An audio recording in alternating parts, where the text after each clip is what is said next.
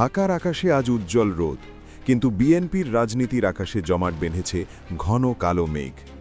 দীর্ঘ ১.৫ দশকের লড়াই, রক্তপাত আর ত্যাগের পর যখন বিজয়ের সূর্য উঁকি দিচ্ছিল, ঠিক তখনই শুরু হলো ভাগাভাগির খেলা।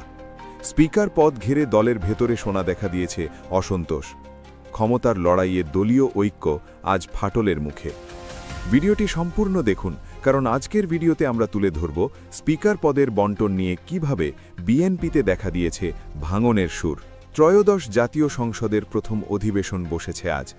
১.৫ বছর পর সংসদ আঙিনা মুখরিত হয়ে উঠলেও সবার চোখে মুখে অস্বস্তির ছাপ স্পষ্ট। লাল গালিচা বিছানো হয়েছে ঠিকই, কিন্তু সেই গালিচার নিচে চাপা পড়ে আছে বিএনপির শত শত ত্যাগী নেতার দীর্ঘশ্বাস। দলের সিনিয়র নেতাদের অবমূল্যায়ন এবং অপমানের রাজনীতিতে ক্ষুব্ধ হয়ে উঠেছেন সাধারণ কর্মীরা। অবসরপ্রাপ্ত air vice marshal Altaf Hossain Chowdhury, দলের দুর্দিনের কাণ্ডারি এবং সাবেক স্বরাষ্ট্রমন্ত্রী। গতকাল পর্যন্ত দেশের প্রতিটি সংবাদপত্রের খবর ছিল স্পিকার হচ্ছেন আলতাফ হোসেন চৌধুরী। বিএনপির খুব নির্ভরযোগ্য সূত্র থেকে খবরটি ছড়িয়ে দেওয়া হয়। ফলে তার বাসভবনে ফুলের তোড়া নিয়ে ভিড় করেছিলেন কর্মীরা। কিন্তু শেষ পর্যন্ত কি দেখা গেল? স্পিকার হিসাবে সংসদে নামই প্রস্তাব করা হলো না এই বর্ষিয়ান নেতার। রাজনীতিতে শেষ মুহূর্তের পরিবর্তন নতুন কিছু নয়, কিন্তু আলতাফ হোসেন চৌধুরীর মতো একজন হেভিওয়েট নেতাকে এইভাবে প্রকাশ্যে আসার আলো দেখিয়ে শেষ মুহূর্তে অন্ধকারে ঠেলে দেওয়া কেবল একটি পদের পরিবর্তন নয়, এটি একটি পদ্ধতিগত অপমান। এই সিদ্ধান্ত কি তারেক রহমান নিজে নিয়েছেন, নাকি তার চারপাশের একটি বিশেষ চক্র তাকে ভুল পথে পরিচালিত করছে? এখানেই শেষ নয়, মেধার অবমূল্যায়ন এবং নীরব অভিমানের কাহিনী আরও আছে। ঠিক ধরেছেন প্রিয় দর্শক, আমরা বলছি ডক্টর আব্দুল মঈন খানের কথা। তিনি আন্তর্জাতিকভাবে স্বীকৃত একজন ব্যক্তিত্ব এবং বিএনপির বুদ্ধিবৃত্তিক রাজনীতির স্তম্ভ। রাজপথে পুলিশের লাঠিপেটা সহ্য করেছেন, কিন্তু দলের প্রশ্নে আপোষ করেননি। যেহেতু তাকে কোনো মন্ত্রণালয় দেওয়া হয়নি, তাই তাকে আশা দেওয়া হয়েছিল স্পিকার করা হবে, কিন্তু শেষ মুহূর্তে স্পিকার হিসেবেও তাকে বিবেচনা করলেন না তারেক রহমান। কোনো ধরনের পদ বা দায়িত্বের জন্য এমন যোগ্য লোককে বিবেচনা না করা বিএনপির শুভাকাঙ্ক্ষীদের বিস্মিত করেছে। তারা জিজ্ঞেস করছেন, ডক্টর মঈনকে এত অবহেলা কেন? কারণ তিনি লবিং করতে জানেন না? কারণ তিনি দলের ভেতরে তেলবাজি করেন না? আমরা কি তবে মেধা বাদ দিয়ে কেবল চাটুকারদের হাতে ক্ষমতা তুলে দিচ্ছি? এত বঞ্চনার পর মঈন খান নীরব হয়ে গেছেন, কিন্তু এই নীরবতা দলের জন্য শুভ নয়। যখন একজন সিনিয়র নেতা নিজেকে অপ্রাসঙ্গিক মনে করতে শুরু করেন, তখন দলের শৃঙ্খলা বজায় রাখা কঠিন হয়ে পড়ে। এটি তারেক রহমানের নেতৃত্বের উপর একটি বড় প্রশ্নচিহ্ন এঁকে দিচ্ছে। এবার আসা যাক সবচেয়ে বিতর্কিত সিদ্ধান্তে। মেজর অবসরপ্রাপ্ত হাফিজ উদ্দিন আহমেদ। তিনি একই সাথে মুক্তিযুদ্ধ বিষয়ক মন্ত্রণালয়ের মন্ত্রী এবং এখন তিনি স্পিকারও বটে। বিএনপির ইতিহাসে এর আগে কখনো একই ব্যক্তিকে একাধারে নির্বাহী বিভাগ অর্থাৎ মন্ত্রণালয় এবং আইনসভা বা সংসদের প্রধান পদে বসানোর নজির খুব একটা দেখা যায়নি। এটি ক্ষমতার ভারসাম্য নষ্ট করার একটি প্রকট উদাহরণ বলে মনে করছেন রাজনৈতিক বিশ্লেষকরা। তার ওপর হাফিজ উদ্দিন আহমেদ একসময়ে সংস্কারপন্থী হিসাবে চিহ্নিত ছিলেন। তিনি 111-এ বেগম খালিদা জিয়াকে মাইনাস করার জন্য সক্রিয় হয়ে ওঠেন। আলাদা বিএনপি গঠন করে সেই বিএনপির মহাসচিব হন।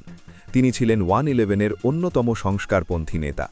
পরবর্তী সময়ে আবারও তিনি বিএনপিতে ফিরে আসেন। দলীয় শৃঙ্খলা পরিপন্থী কর্মকাণ্ডের অভিযোগে বিএনপির ভাইস চেয়ারম্যান অবসরপ্রাপ্ত মেজর হাফিজ উদ্দিন আহমেদ বীর বিক্রমকে শোকজ করা হয়েছে দলের পক্ষ থেকে।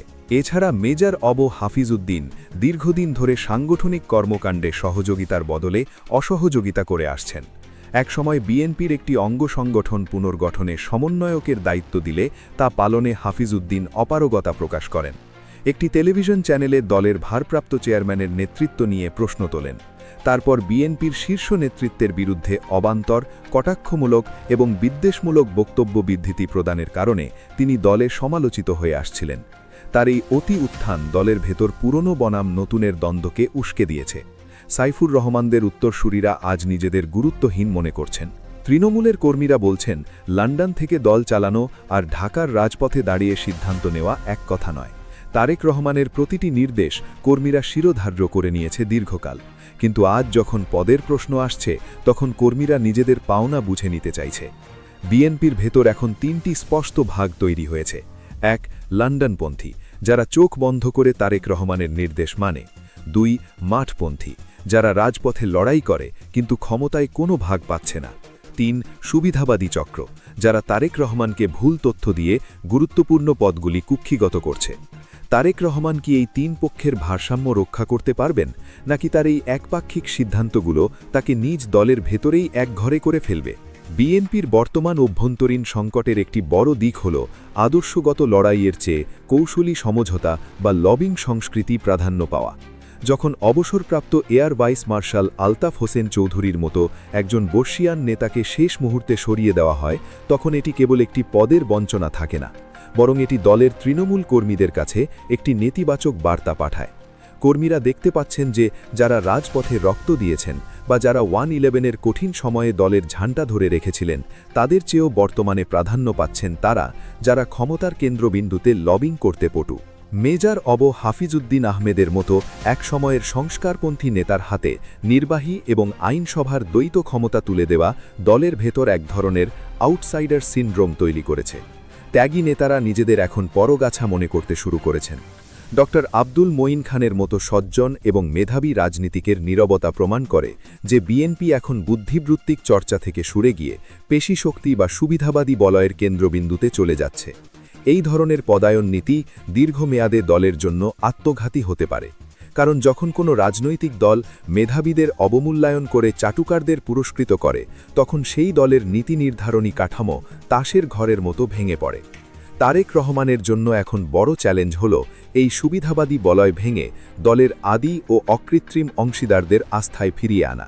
তাছাড়া সংসদীয় গণতন্ত্রের মূল ভিত্তি হল ক্ষমতার বিভাজন, কিন্তু একই ব্যক্তিকে মন্ত্রী এবং স্পিকার উভয় পদে বসানোকে অগণতান্ত্রিক বলছেন রাজনৈতিক বিশ্লেষকরা।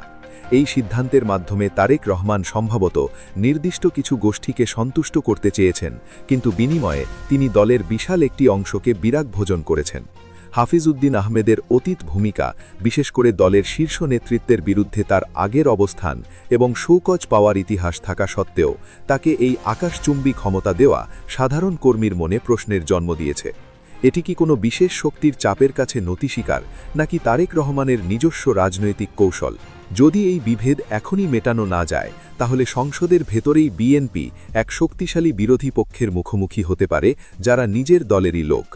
মঈন খান বা আলতাফ চৌধুরীর অনুসারীরা যদি অধিবেশনে নীরব প্রতিবাদ বা অসহযোগিতা শুরু করেন, তাহলে সরকারের কার্যকারিতা প্রশ্নবিদ্ধ হবে। লন্ডনের ড্রয়িং রুম থেকে মাঠের রাজনীতির নাড়ি চেনা যে কঠিন, এই সিদ্ধান্তগুলি তারই বহিঃপ্রকাশ। তারেক রহমানকে বুঝতে হবে যে নেতৃত্ব মানে কেবল নির্দেশ দেওয়া নয়, নেতৃত্ব মানে হল যোগ্যতাকে স্বীকৃতি দেওয়া এবং সবার আত্মসম্মান রক্ষা করা। রাজনীতির এই নির্মম খেলায় যদি তিনি নিজের বিশ্বস্ত সিপাহসালারদের একে একে হারিয়ে ফেলেন, তাহলে সামনের দিনগুলিতে রাজপথ বা সংসদ কোথাও তার অবস্থান সুসংহত হবে না। এই অভ্যন্তরীণ রক্তক্ষরণ বন্ধ না হলে ত্রয়োদশ সংসদ বিএনপির পুনরুত্থানের বদলে পতনের সোপান হিসাবে চিহ্নিত হতে পারে। ত্রয়োদশ সংসদের প্রথম অধিবেশন শুরু হয়ে গিয়েছে। দীর্ঘদিন ধরে সংসদে সাজ সাজ রব, সংসদে বিএনপির জয়ধ্বনি শোনা যাচ্ছে, কিন্তু এই জয়ের আড়ালে লুকিয়ে আছে পরাজয়ের সুর। আলতাফ চৌধুরী চুপ করে আছেন, মঈন খান ম্লান হাসছেন, আর হাফিজউদ্দিন আহমেদ ক্ষমতার শীর্ষে আরোহণ করছেন। তারেক রহমানের সামনে এখন সবচেয়ে বড় চ্যালেঞ্জ হল দলের এই অভ্যন্তরীণ রক্তক্ষরণ বন্ধ করা। তিনি যদি অতি দ্রুত সিনিয়র নেতাদের ক্ষোভ প্রশমন না করতে পারেন, তাহলে এই সংসদ অধিবেশনই হতে পারে বিএনপির ভেতর বড় ধরনের ভাঙনের সূচনাবিন্দু। তারেক রহমান কি পারবেন তার এই নড়বড়ে সিংহাসন রক্ষা করতে, নাকি নিজের দলের মানুষের চ্যালেঞ্জের মুখে তিনি হারিয়ে যাবেন ইতিহাসের পাতায়? যা করার তাকে তা দ্রুত করতে হবে, কারণ সময় অতি নিষ্ঠুর আর রাজনীতি তার চেয়েও বেশি নির্দয়।